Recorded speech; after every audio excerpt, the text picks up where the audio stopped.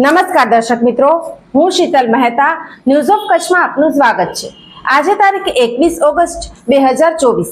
જોઈએ આજના સમાચાર। સોફ Kutch power by Opal electronics, LG best shop, Vijaynagar road Bhuj, Rambagh road Adipur. Power by KC jewellers, latest fashion ડિઝાઇનના ઓર્નામેન્ટ્સનો વિશ્વાસપાત્ર શોરૂમ, હોસ્પિટલ રોડ ભુજ।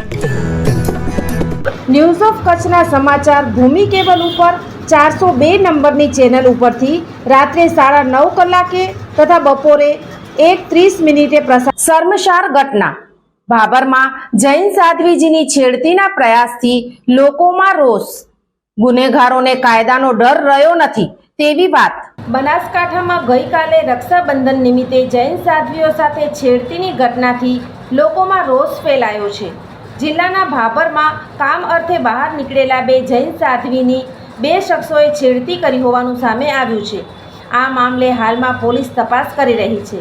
ઘટનાની વિગતો એવી છે કે જિલ્લાના ભાભરમાં બપોરના સમયે કામ અર્થે જૈન સાધ્વી બહાર નીકળ્યા હતા।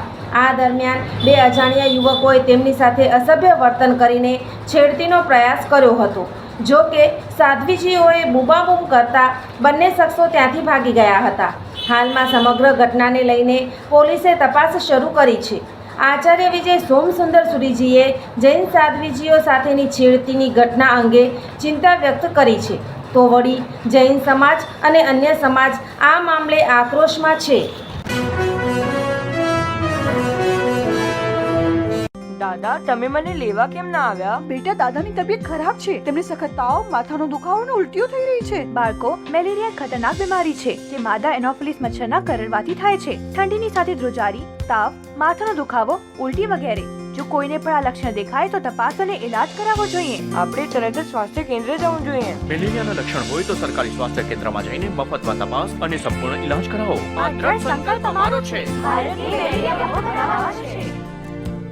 દર્શક મિત્રો, આ હતા આજના સમાચાર। આવતીકાલે ફરી મળીશું, ત્યાં સુધી મને રજા આપશો। નમસ્કાર।